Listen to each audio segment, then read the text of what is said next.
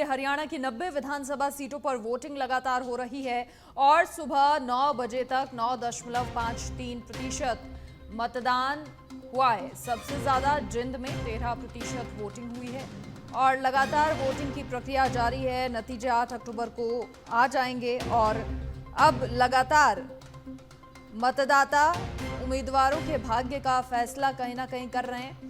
और अधिक जानकारी के लिए हमारे पॉलिटिकल एडिटर राजीव तिवारी हमारे साथ फिलहाल लाइव जुड़ गए हैं।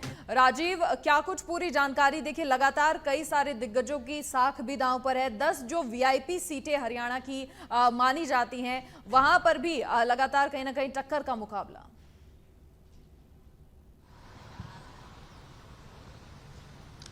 बिल्कुल सही कहा आपने। अगर देखा जाए तो हरियाणा में इस समय जो 10 वीआईपी हैं, चाहे वो भूपेंद्र हुड्डा हो या नायब सिंह सैनी हो, सबकी प्रतिष्ठा दांव पे लगी है, सबकी किस्मत दांव पे लगी है। लेकिन सबसे महत्वपूर्ण बात है कि देखिए हरियाणा की जनता बहुत ही जागरूक है। अभी तक 9 बजे तक का जो इलेक्शन कमीशन की तरफ से जो आंकड़े जारी किए गए हैं, उसमें बताया जा रहा है कि 9.53% मतदान हुआ है। सबसे अधिक मतदान जो संपन्न हुआ है वो जिंद में हुआ है। तो चुनाव आयोग ने जो अवेयरनेस किया था, लोगों में जागरूकता जो फैलाई थी कि पहले मतदान फिर जलपान, तो वही देखने को मिल रहा है। लोग घरों से निकल करके मत का प्रयोग कर रहे हैं, लोग जागरूक हैं। सबसे बड़ी बात है कि देखिए सुबह के समय जो वीआईपी है, चाहे वो मनोहर लाल खट्टर हो या नायब सिंह सैनी पूर्व मुख्यमंत्री या भूपेंद्र सिंह हुड्डा, ये सभी लोग अपने अपने घरों से निकल के अपने मत का प्रयोग किए हैं। मनु भाकर जो खिलाड़ी है, उन्होंने भी अपने मत का प्रयोग किया है। तो लगातार एक पॉजिटिव मैसेज जा रहा है जनमानस में कि सभी लोगों को अपने मताधिकार का प्रयोग करना चाहिए। लोकतंत्र का पर्व है, इस पर्व में सभी लोगों को बढ़ चढ़ के हिस्सा लेना चाहिए। इसके पहले भी देखा जाए तो देखिए सभी राजनीतिक दल के नेता और जो पार्टी के जो उम्मीदवार हैं, जो चुनाव लड़ रहे हैं, अपने अपने क्षेत्रों में लोगों से लगातार अपील कर रहे हैं और लोगों से यही कह रहे हैं कि आप अपने मताधिकार का प्रयोग कीजिए, घरों से निकलिए, पोलिंग बूथ पे जाइए।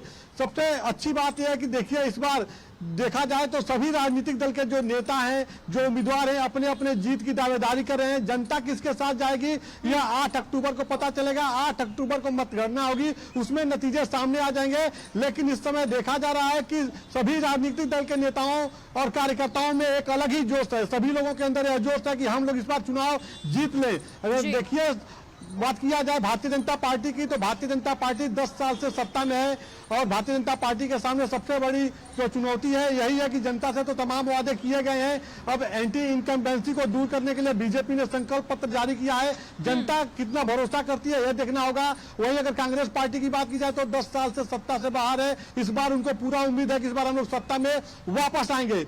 एक बात जरूर है कि देखिए जो जेजेपी है दुष्यंत चौटाला की, उसको लेकर के जो ओपिनियन आ रहा है उसमें थोड़ी सी नाराजगी देखने को मिल रही है, क्योंकि ये लोग सत्ता में रहते हुए 4.5 साल तो रहे, लेकिन जनता उस तरह से खुश नहीं नजर आ रही है। जी बिल्कुल राजीव, देखिए अगर 10 वीआईपी सीटों की भी हम बात करें तो चुनाव लड़ने वाले जो लोग हैं बड़े माने जाते हैं। इस बार विनेश फोगाट भी क्योंकि चुनाव लड़ रही हैं और उनके सामने जो लोग खड़े हैं, क्या लगता है कि जिस मंशा से कहीं ना कहीं चुनाव लड़ा जा रहा है, तो आगे आने वाले समय में क्या कुछ मतदाताओं का फैसला होगा?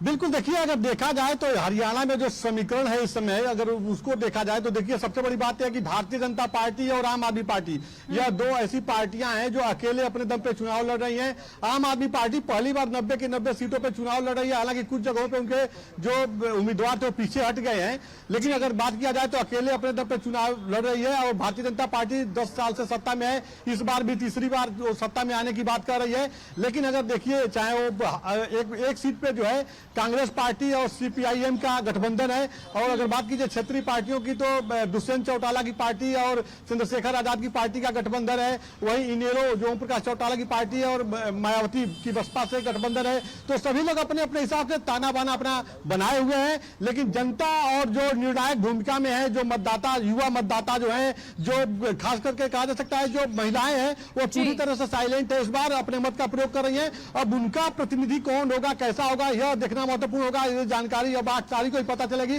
फिलहाल इतना जरूर है कि सभी राजनीतिक दल के नेता इस बार पूरी दमखम के साथ अपने जीत की दावेदारी कर रहे हैं। सभी लोग यह कह रहे हैं कि हम लोग जो है इस बार चुनाव जीतेंगे और सरकार बनाएंगे, चाहे वो कांग्रेस पार्टी हो या भारतीय जनता पार्टी हो। भारतीय जनता पार्टी के जो पूर्व मुख्यमंत्री नायब सिंह सैनी है वो अभी थोड़ी देर पहले बयान दे रहे थे कि तीसरी बार भी हम सरकार बनाएंगे और जनता की सेवा करेंगे। तो जनता कितना भरोसा कर रहे हैं भारतीय जनता पार्टी पर, यह देखना होगा। इतना जरूर है कि देखिए चुनाव प्रचार के दौरान सभी राजनीतिक दल के बड़े नेता चुनावी मैदान में उतरे और जनता को अपने गुड फेथ में लेने के लिए, अपने भरोसे में लेने के तमाम वादे किए हैं। चाहे कांग्रेस पार्टी ने गारंटी दिया है तो बीजेपी ने संकल्प पत्र जारी किया है। प्रधानमंत्री का जो स्पीच रहा है वह देखने के लिए, सुनने के लिए लोग भारी संख्या में आते थे।